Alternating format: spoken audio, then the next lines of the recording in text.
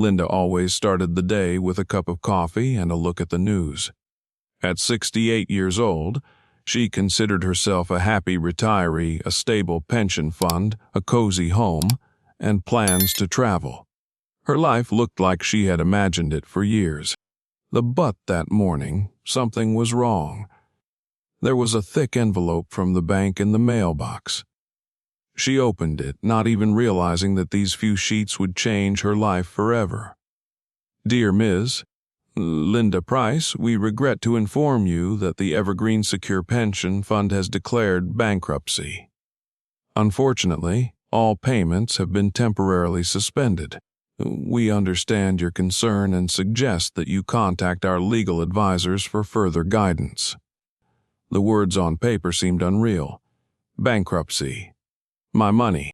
Linda read the letter over and over again, hoping to find some clue that would explain that this was a mistake. That's impossible, she said aloud. I checked their reports. They've always been stable. She picked up the phone and nervously dialed the hot number and waited for a response. The operator answered almost immediately. Hello, this is Evergreen Secure Customer Service. How may I help you? Linda began, trying to remain calm. I received a bankruptcy letter. Is this a mistake? Have my payments disappeared? The operator's voice was reserved and cold. Unfortunately, this is not a mistake. The fund really went bankrupt due to bad investments. We recommend that you contact a lawyer for further advice. That's it. My savings, my future, everything is gone. Unfortunately, yes. I understand your concern, but I can't help you any further. The line went dead, leaving Linda with the phone in her hands and the feeling that the ground had left her feet. She sat on the couch, unable to move. All her life, she had worked, saved, and sacrificed travel and entertainment to have a secure old age. And now it's all gone. How could this have happened? How could I not notice? Why didn't anyone warn me? The pictures of the future that seemed so vivid yesterday have now shattered into small pieces. What am I going to do now? How do you live when your financial foundation is destroyed? Linda knew she had to act, but she had no idea where to start. She took a piece of paper and started writing down, call a lawyer, learn more about the reasons for bankruptcy, find ways to make money. But these points seemed so small compared to the scale of her problem. Linda Price was a typical American from a small town in Oregon. At 68 years old, she felt happy and confident in her future. Her whole life was built around the principal word today to enjoy tomorrow. For over 30 years, she worked as an accountant for a local company. The job was not glamorous, but Linda always found satisfaction in the organized numbers and the sense of control. Each day was full of routine, but it brought her peace of mind. Her children, Jenny and Paul, had long since grown up and moved on with their lives. Jenny worked as a doctor in New York City, and Paul opened a small restaurant in Portland. Linda was proud of their success and always said, I raised them right. Linda had been planning for retirement for many years. She dreamed of quiet mornings on the porch with a book in hand, traveling to Italy and France, where she always wanted to see the famous vineyards. One day, sitting with friends over a cup of coffee, she shared, I'm not saving money just to survive. I want to enjoy life, to see the world while I still have the strength. Her pension fund was the main guarantee of these dreams. She trusted Evergreen Secure because the company has always demonstrated stability and professionalism. Linda had two close friends, Sarah and Margaret. Sarah was her neighbor. They often walked together in the park, discussing the news and exchanging recipes. Sarah always supported Linda, reminding her that she deserved a better life. Margaret, on the other hand, was the voice of reason. She constantly advised her to be careful with her finances, especially when it came to investments. Linda, you have to have a backup plan. There is always risk, even with the best funds. Margaret would often say. Linda would laugh back. Margaret, it's evergreen secure. They've been around for decades. What could possibly go wrong? In her last year before retirement, Linda started making a detailed list of things she wanted to do, visit her daughter in New York, and see a Broadway musical. Go on a cruise in the Mediterranean. Anna start painting with watercolors, which she had dreaming of since childhood. She even bought a new suitcase for her future travels and filled her laptop with bookmarks from travel agencies. And every month, she saved a portion of her salary to her pension fund. Linda always checked reports and read news about financial markets. Evergreen Secure seemed like the perfect choice, stable, with a long-standing reputation. And she was confident that she would have enough money not only for basic needs, but also for small pleasures like gifts for her grandchildren or dinners out. Although in the last few months before her retirement, Linda noticed that the news was increasingly talking about economic instability. Her friends asked her cautiously, "Linda, are you sure everything will be okay?" She just smiled. "My foundation is as solid as a rock. There is nothing to worry about." Sitting on the couch with her phone in hand, she pondered, "Who is to blame for this chaos? Why did this happen to me?" Her savings were years of work, and she couldn't just give up. Linda decided to contact the bank where her pension account was held. She was greeted by trained employees who listened politely, but did give any concrete answers. We understand your concern, Ms. Linda," said a gray-suited manager, "but unfortunately the bank is not responsible for the fund's investment risks." "Risks?" Linda couldn't believe her ears. "I invested my money to secure a secure retirement, not to gamble in a casino." The manager just shrugged his shoulders. "We advise you to seek legal advice." No. The next day, Linda made an appointment with a lawyer. Sarah Green, a young and energetic lawyer, listened carefully to her story. Linda, this is a complicated case," Sarah began. "Cases of pension fund bankruptcy often involve lengthy investigations. But there are chances if you can prove that the fund was hiding its financial instability." Lynn jumped up. "What do I have to do?" "I'm ready to fight." Sarah explained. "We have to find other victims, collect evidence, and initiate a class action lawsuit. It's a long process, but it's possible." Linda started looking for other depositors who were in the same situation. She registered on social media where she found a group of victims. In a chat room with dozens of messages, she saw stories similar to her own. "My money is gone, and I don't know what to do. How could they let this happen? I only have a few thousand left. Let's unite to get justice." Linda wrote, "I am with you. We can't let this go."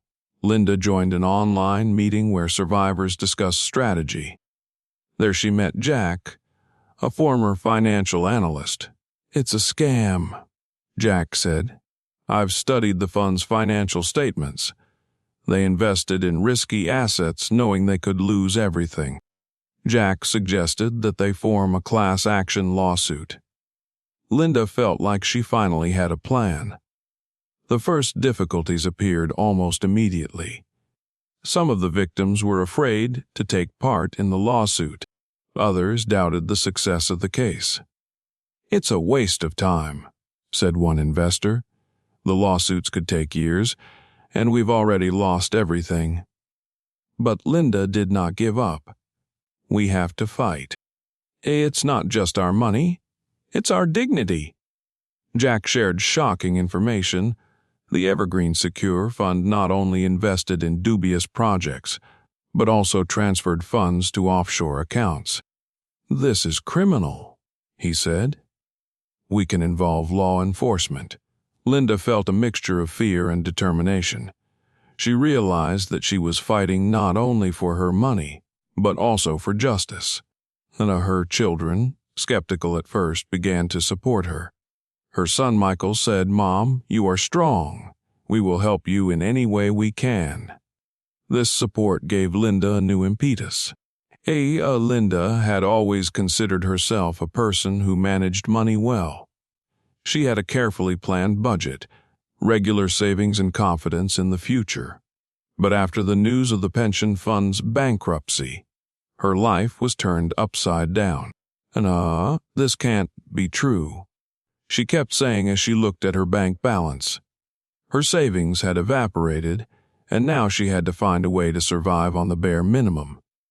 The first step was to analyze her expenses, and Linda laid out bills, receipts, and a list of monthly expenses on her desk. What can I cut? She thought, while also realizing that she would have to sacrifice her usual comforts. She gave up cable TV, and she canceled her membership at the local fitness club. She switched to cheaper products at the supermarket. These small changes were painful reminders of how much her life had changed. Linda decided to share her difficulties with her closest friends.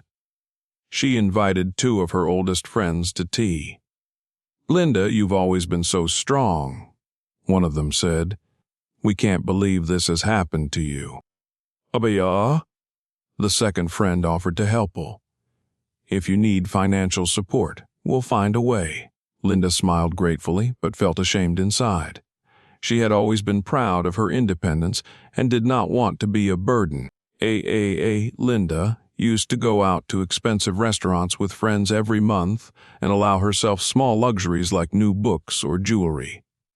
Now she was looking for free entertainment. Walks in the park instead of dinner at a restaurant. The library instead of the bookstore. Home yoga classes instead of a fitness club. This is not the life I imagined, she thought as she looked at the old dishes that now replaced her elaborate meals. The hardest part for Linda was the sense of loss. Her financial security was not just a number in her bank account, but a symbol of freedom and stability. I worked all my life for this," she whispered to herself, trying to hold back tears. After each call from the bank or her lawyer, she felt the tension rising. Her sleep became shallow and disturbing. After a few weeks, Linda realized that the constant anxiety was only exhausting her. She decided to find the positive in her situation. "Maybe this is a chance to rethink my priorities," she thought. Linda started keeping a diary in which she wrote down small achievements, found a way to save on bills, a thing she is grateful for, her health, support from friends. Ideas for a new beginning. When her son and daughter learned about their mother's problems, they tried to help. "Mom, you have always been an example for us. We will do everything we can to help you," said her son Michael. Linda's daughter, Sarah, offered to move her in with her to reduce costs. But Linda refused. "Thank you, but I have to find my own way. This is my challenge." Linda sat at her desk, staring at her old laptop. Job searching had become her new reality. Once successful in her career, she could not imagine that at the age of 65 she would be looking for work to survive. Would anyone want to hire someone my age? She thought, smiling bitterly. The first few weeks of her search were frustrating. Linda sent dozens of resumes, but there were no responses. One of the few recruiters who agreed to talk politely explained, "I'm sorry, Ms. Linda, but we're looking for someone younger who can work longer hours." These words hurt her self-esteem. Isn't experience worth anything? She thought. A month later, Linda was invited for an interview at a local cafe. She prepared carefully, she dressed in her best suit, and rehearsed answers to possible questions. The cafe manager, a young woman of 25, looked at Linda with doubt. "Are you sure you can handle the physical work?" Linda nodded. "I'm used to challenges. Work is a way for me to move forward." Although she was able to convince her manager to give her a chance, Linda felt that trust in her remained weak. At work, Linda faced hidden stares from coworkers. Younger employees made jokes about her age, though not directly. Linda, do you need help with your tray? Don't worry, we won't let you overexert yourself, one of the waiters said, smiling ironically. Linda just smiled back silently, but inside her soul was aching. A minute working at the cafe was only a temporary solution. Linda realized that she needed a more stable income to survive. She decided to return to her profession as an accountant, even though she hadn't worked in her field for many years. She took several online courses to brush up on her knowledge. She registered on freelance platforms. She started looking for clients among her old friends. This path was difficult, but Linda felt like she was finally taking control of her life. One day, Linda received an unexpected call from her neighbor Janet. Linda, I heard that you are looking for a job. My brother is looking for an accountant for his small business. Why don't you give it a try? This offer was a ray of hope for Linda. She prepared her resume and went to the meeting. Working in Janet's brother's business was not easy. Small businesses had their own peculiarities, and Linda constantly felt that she had to prove her worth. You did a great job on our report, the business owner once told her. I don't know how we ever did it without you. Those words gave Linda a boost of confidence. One evening after a busy day at work, Linda was scrolling through her phone's news feed. She came across an article about people who make money through online platforms by creating consulting courses. Why not? She thought. Linda decided to use her accounting knowledge to create her own course for small entrepreneurs. Linda started researching the market.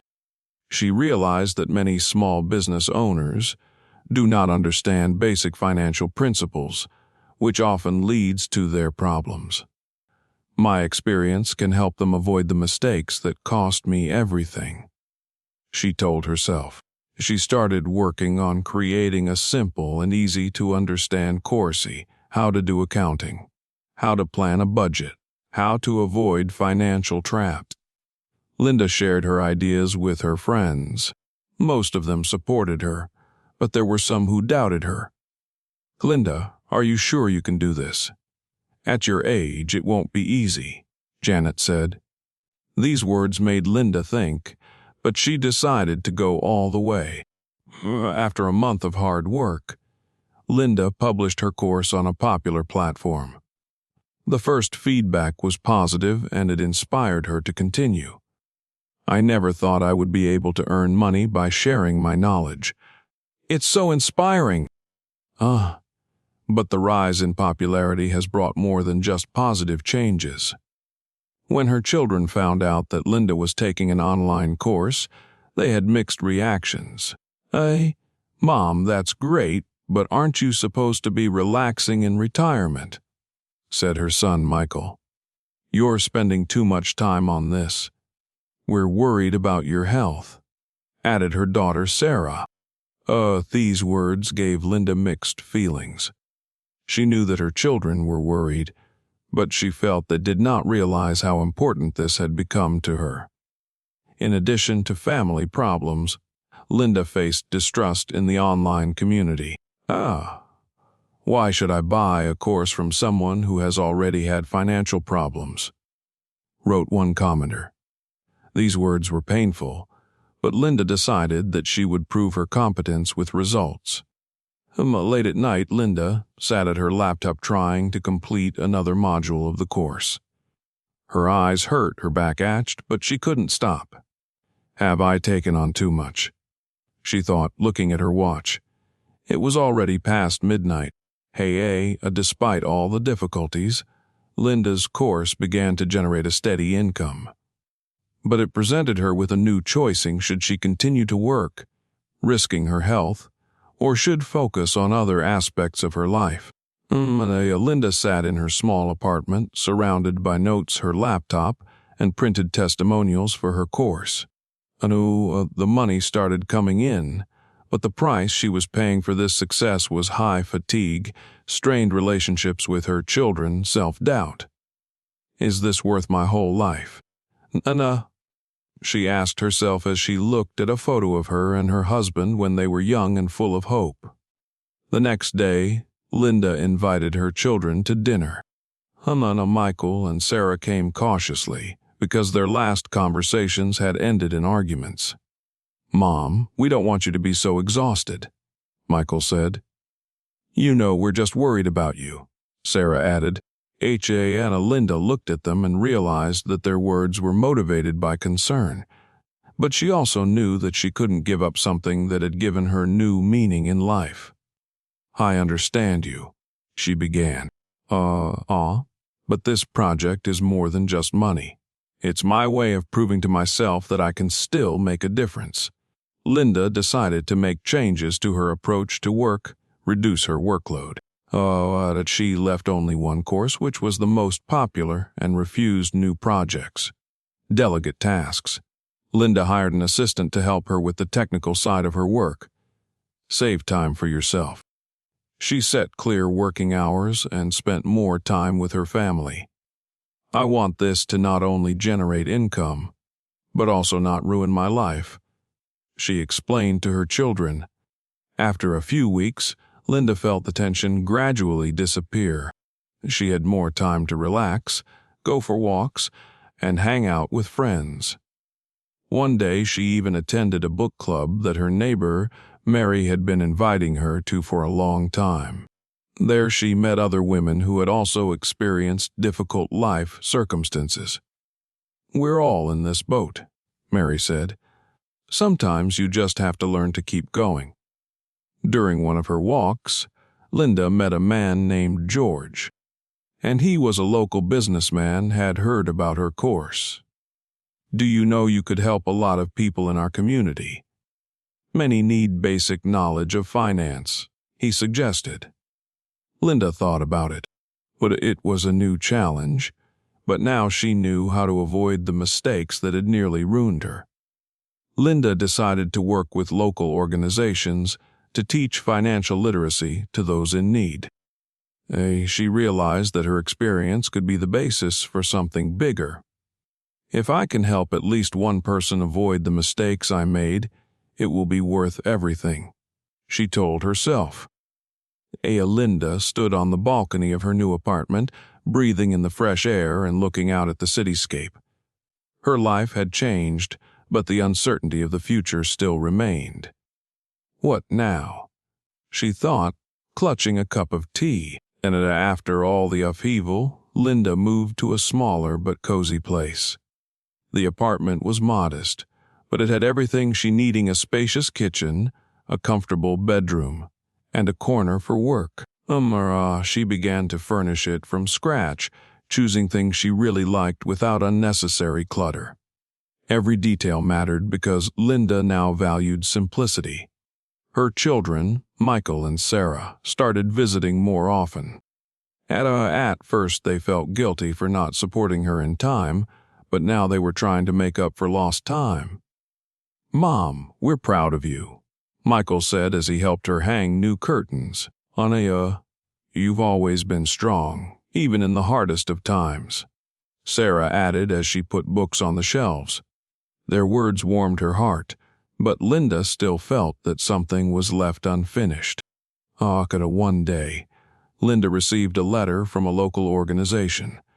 They learned about her financial course and offered her to become a mentor for people in a similar situation. "Your story is inspiring. You can help many people," the letter read.